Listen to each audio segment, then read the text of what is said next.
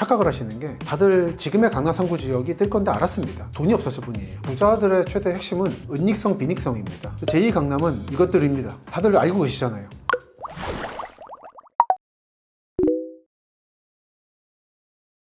안녕하십니까. 도시문헌학자 김시덕입니다. 오늘은 이렇게 여러분들께 신간을 가지고 인사를 드리게 되었습니다.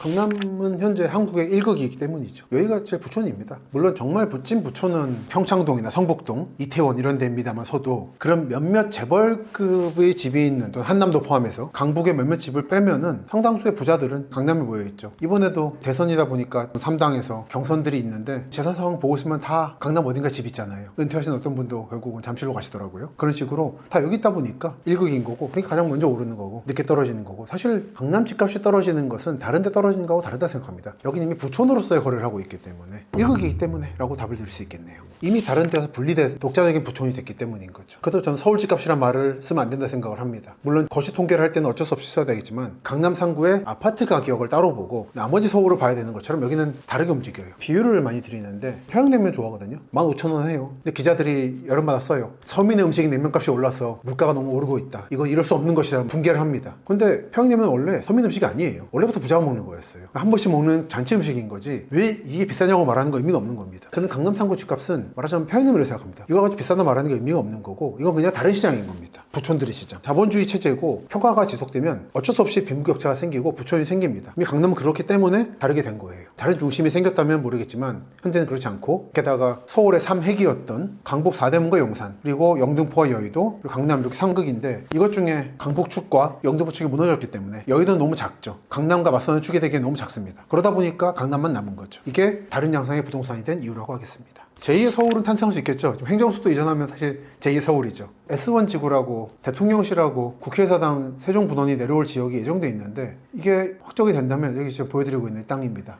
여기 만들어지면 사실 제2의 서울은 되는 거예요. 뉴욕과 워싱턴처럼 되겠죠. 하지만 제2의 강남은 없을 거로 봅니다. 70년대 말에 박정희 대통령이 살아있어서 80년대부터 개발을 시작했다면 여기가 강남 같은 핵심이 됐을 거예요. 하지만 그러지 않았기 때문에, 그리고 그 후에 그 어떤 동력도 없었기 때문에, 그리고 세종은 특히 정권이 바뀔 때마다 너무 흔들려 버려서 도시계획이 무너져 버렸습니다. 그러다 보니까 제2의 강남은 없다가 제 기본적인 입장입니다. 다만 강남에 버금가는 곳은 있다 라는 말씀을 늘 드리고 있죠. 그게 제가 말씀드리는 확장 강남입니다. 반도체 벨트와 함께 내려가고 있는 확장 강남. 기본적으로는 경부고속도로, 그리고 분당선, 신분당선, GTX AC와 함께 내려가고 있죠. 이 라인 따라 쭉 제가 지도로 보여드리고 있는 성남, 분당. 저는 분당을 강남 4구라 부르고 있고요. 강동구나 용산이 아니라 분당이 강남 4구라 생각합니다. 판교가 강남 5구고, 그리고 광교, 수원이죠. 삼성전자 본사가 있는. 그리고 동탄이 있고, 기흥이 있고, 그리고 오산 세교지구가 있고, 지제가 있고, 그 다음에 천안 아산에 아산신도시가 있고, 오송 오창이 있고, 테크노폴리스가 있는 청주에. 이 라인들이 제2 강남의 후보지들이죠. 그러니까 다들 이런 질문을 왜 하냐면 제1의 강남이 탄생할 때 내가 거기 끼어들지 못했다라고 하는 아쉬움들이 있으세요. 내가 그때 몰랐기 때문에 지금이라도 알면 뛰어갈 수 있다. 하지만 착각을 하시는 게 다들 지금의 강남 3구 지역이 뜰 건데 알았습니다. 돈이 없었을 뿐이에요. 그때 은행이 대출해주지 않았어요. 대출받는 게 특효였습니다. 그렇기 때문에 못 뛰어든 거고, 상암이 그럴 뻔했는데 상암은 지금도 아시겠지만 고층빌딩 타워 세우려다 아직 못하고 있잖아요. 미완성 상태입니다. 현재 서울시장님께서 모 방송국을 그쪽으로 옮겨가지고 미디어센터 완성한다는 말씀도 하시는데 어떻게 될지 모르는 상태고, 그리고 무엇보다 한강 북쪽이라는 게 근본적인 취약점이죠. 그러다 보니까 상암은 떨어져 나갔습니다. 상암에 투자했던 분들, 뭐 재벌집 막내 아들인가요? 그게 그 얘기였죠. 아마 그렇게까지 큰 재미 못 봤을 거예요. 제2 강남은 이것들입니다. 다들 알고 계시잖아요. 근데 그러면 이제 분당 판교 비싸서 못 가잖아요 라고 하실 건데 그런 겁니다. 근데 분당 판교 못 가실 텐데 그 외곽 지역들 또는 그 아래의 지역들 좀 가보셨나 모르겠습니다. 부지런히 가보세요. 특히 요즘에 용인 많이 얘기 나오잖아요. SK 공사하고 있고 경기남부 반도체 클러스터도 공사하고 있고, 이게 만들어졌을 경우에 그냥 용인의 반도체가 만들어지니까 앞으로 용인 집값이 뛰겠구나. 이거는 게으른 판단이라는 거죠. 사람은 도시로 움직이는 게 아니라 교통망으로 움직이는데, 반도체 단지들이 위치한 처인구라는 곳은 여러분이 아마 가보셨을 난개발의 수지구나 삼성의 기흥과는 달리 농촌지대입니다. 그러다 보니까 그 고급 인력들이 아마 용인에 머물지 않을 거고 아마 동탄 1호 갈 거예요. 그러니까 그런 것들을 아시기 위해서는 저 가보셔야 됩니다. 제가 지금 말씀드리는 것들이 제2 강남 후보지들이에요. 평택도 평택이 뜬다라고 말하면 안 된다는 겁니다.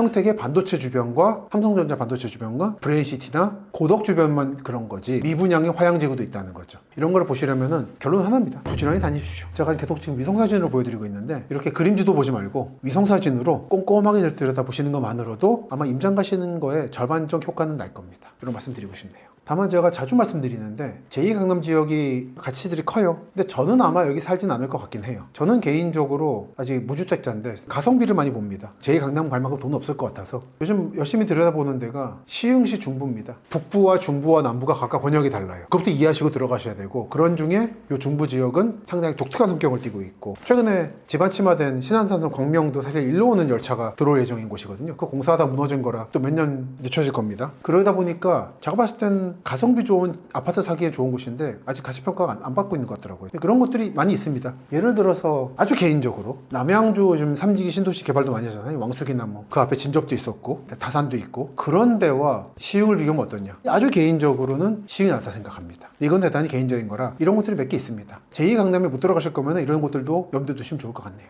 부자들의 최대 핵심은 은닉성, 비닉성입니다. 눈에 띄는 거 싫어해요. 타워팰리스 같은 경우는 사실은 그래서 완전 부촌이 아니에요. 너무 눈에 띕니다. 다들 욕하잖아요, 보면서. 초기에는 기자들이 그 찍으려고 그러면 경비원들이 나와서 막 찍지 말라고 월권을 했어요. 그 공도에서 건물 찍는 건 불법이 아니거든요. 그렇게 유난을 떱니다. 근데 그게 은닉성이 없기 때문이에요. 근데 정말 부자들은 여전히 강북에 삽니다. 이건희 회장 어디 살았습니까? 강북 살았잖아요. 6.25 전쟁 때 워낙에 충격이 커서 상당한 시민들이 강남으로 내려가면서 강남의 부촌이 형성된 건데 그럼에도 불구하고 찐부자들은 강북에 남았다. 그 중에 하나 제가 자주 말씀드리는 게 성북구 성북동에 있는 꽝해바다 마을이라고 부잣집들이 가득해요. 그리고 외국 대사관 관저도 있고 여긴 기본적으로 대중교통도 거의 없고 차로만 다닙니다. 근데 부자들이 왜 운전하겠어요? 운전사가 당연히 해주겠죠. 경사도 높아서 관광 오는 곳이 아닙니다. 이런 데가 부자가 사는 거예요. 접근이 어렵습니다. 산꼭대기여가지고 그런 데를 좋아합니다. 또는 용인이나 이런 데 완전 안쪽에 있는 사람들이 존재도 모르는 그런 데가 부촌인 겁니다. 강남은 그런 의미에서는 너무 개방적입니다. 그중 그나마 강남 중에서 언덕도 많고 교통이 나빠서 사람들이 좀 못 오는 곳이 강남구의 북쪽이에요. 학동, 청담동 이런 데들. 뭐 학동은 물론 공식 지명은 아닙니다만 없어진 지명입니다만 이런 데 가보시면 아시겠지만 지금 위성사진 보여드리는데 아파트는 거의 없고 고급 단독주택들이 빼곡해요. 이렇게 언덕이 많다 보니까 이런 데가 강북에 가지 않는 부자들이 앞으로 살게 될 곳으로 예상을 하죠. 그러다 보니까 여기가 좀 부촌으로 이미지 있는데 강북에 비하면 여전히 개방성이 너무 높다 생각을 하죠. 아마 강남 내에서 움직이고 싶은 사람들은 강남과 북부를 택할 것으로 예상되고 사실 돈은 유동성에서 나오거든요. 유동성을 찾는 사람들은 강남구 북부에서 서초구 북부로 또는 강남구 북부에서 잠실이나 송파 중부로 또는 강남구에서도 남부 수서라든지 이런 쪽으로 압구정이나 합동 청담 같은 강북 북부와는 성격이 다르거든요. 이런 곳으로 올 것으로 예상을 합니다. 강남을 하나로 말하면 안 된답니다. 지역을 보는 기본 방식은 쪼개서 보는 것이다라는 말씀을 다시 한번 강조합니다. 기본적으로 부촌은 꼭 3대가 아니더라도 은닉성, 비닉성 그리고 접근 어려운 곳인데 서울이 중심이 3개였어요. 강북과 용산 그리고 여의도와 영등포, 강남이었는데 그중에 4대문 지역은 점점 인구가 빠져나가고 있습니다. 공동화가 일어나고 있고 영등포도 힘이 빠지고 있어요. 인천이 힘이 빠지면서 인천, 부천, 영등포, 강북으로 이어지는 축이 있다 보니까 영등포가 떴던 건데 부천과 인천이 무너지니까 영등포도 힘이 빠지죠. 그래서 여의도만 남아요. 그러다 보니까 용산과 마포, 서대문 그리고 여의도가 하나의 권역이 된다고 지금 관측이 되고 있고요. 또 하나가 강남 3구다라고 보고 있습니다. 그래서 굳이 말하면 저는 2대 부촌이라고 말할 수 있다는 생각은 들어요. 부자들은 굉장히 보수적이에요. 옮기는 걸 싫어합니다. 근데 한국의 강남이 왜 탄생했냐면은 6.25 전쟁 때 다리 끊겨가지고 고생한 기억이 너무 많아서 또 이러면 큰일 나겠다 싶어서 상당한 사람들이 내려간 건데 그럼에도 불구하고 이 사람들은 안 옮겨간 거예요. 고려에서 조선 넘어갈 때 부자를 강제로 끌고 갔잖아요. 그 정도로 왕조가 바뀔 정도에 돼야 부촌이 옮겨갑니다. 그렇기 때문에 보수성이 제일 크다. 그리고 보수적으로 한번 부촌이 형성된 지역들이 하나같이 은닉성, 비닉성이 좋다. 그리고 네트워크가 이미 있죠. 이런 것들을 말할 수 있겠습니다. 아직 강남은 거기에 비하면은 좀 어려요. 부촌으로서는.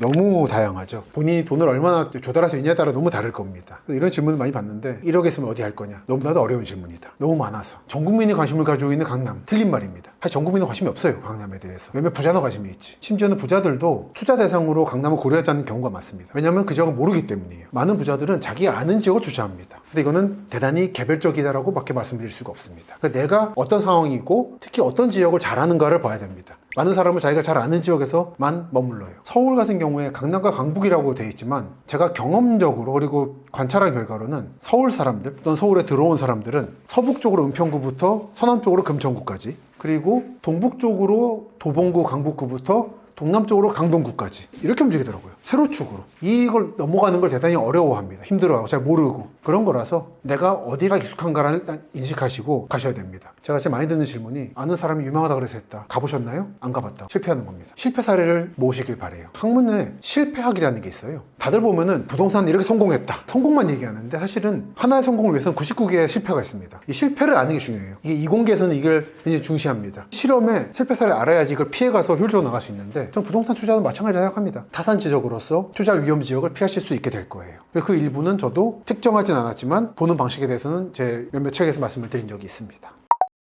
결국은 이렇게 온라인으로 보시는 걸로 끝내면 안 됩니다. 이건 시작일 뿐이에요. 제가 드리는 말씀 다 믿지 마시고 제가 드리는 말씀 중에 귀에 들어온 한두 개가 있을 겁니다. 마음속에 있었던 걸 거예요. 그거를 잘 귀를 기울여셔서 내가 정말 뭘 바라는가를 잘 끄집어내셔서 거기서부터 실마리 삼아서 답사든 임장이든 하시다 보면은 도시 나가서 한국이라는 데에 대해서 여러분이 주체적으로 관점을 가지시게 될 거고 그러면 내가 정말 살고 싶은 곳은 어디인가를 찾으시는데 힌트가 되시리라 생각을 합니다. 부지런히 다니십시오.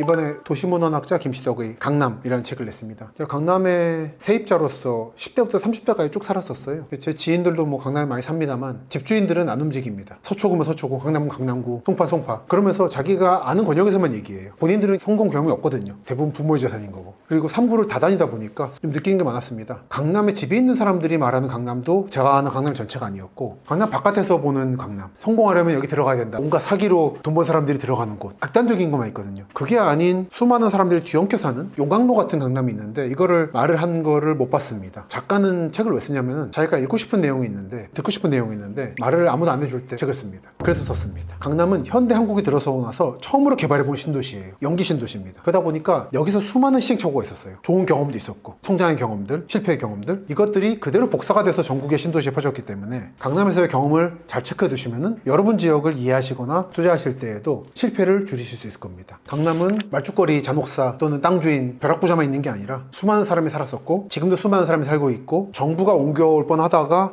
대전이라든지 과천이라든지 딴 데로 가버리면서 정부가 버린 도시입니다. 사실 실패한 계획이에요. 강남은 남겨진 사람들이 이 열망을 통해서 끌어올린 게 지금의 강남이 전국의 1극이 되게 한 원동력이다. 이 원동력을 여러분들이 이해해 주시길 바란다. 그래서 강남을 부자들만 살면 오히려 강남 망할 겁니다. 도시의 승리라고 에더즈 글레이저의 책이 있죠. 도시는 최대한 용적률도 다양하게 계급도 다양하게 해서 24시간 돌아가게 만들어야 된다. 그게 복합도시로서의 도시의 승리예요. 저는 강남이 그렇게 해서 성공했다고 보는 거고 그 기능이 앞으로도 남기를 바랍니다. 근데 강남이 요즘 경향들이 강북 부촌처럼 고립화되는 경향이 좀 보이고 있어요. 우리끼리 사는 느낌으로. 그럼 아마 강남이 미래가 좀 어두울 것이다. 아마 그러면 그 바톤을 확장단면 쪽이 이어받을 가능성들이 있다. 그런 말씀까지 포함해서 아울러 드리고 싶었습니다. 나름 강남에 한 40년 산 입장에서는 10년마다 큰 게 있었어요. 강남은 늘 그렇습니다. 왜냐면은 계획을 제대로 안 하고 만들었기 때문이에요. 달리 실패 도시라고 말하는 게 아닙니다. 근데 그것과 별도로 사람들이 살고 싶어 해요. 그래서 살기 좋은 곳하고 사기 좋은 곳이 다르다는 곳이고 강남은 살기 안 좋은 곳인데 제 관점으로는 하지만 사고 싶어 하는 곳이 된 거죠. 근데 그런 수요가 많은데 공급이 부족합니다. 강남을 자꾸 이렇게 공급을 억제하려고 그래요. 이거는 말하자면 여야 상관이 없습니다. 본인들은 다 강남에 살아요. 자기들만의 왕국을 구축하려고 해서 그렇습니다.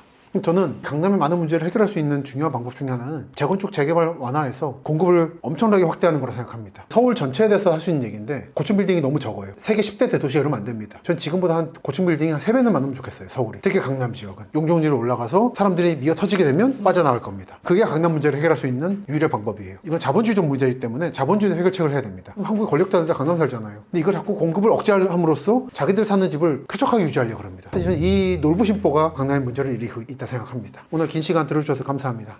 또 찾아뵙겠습니다.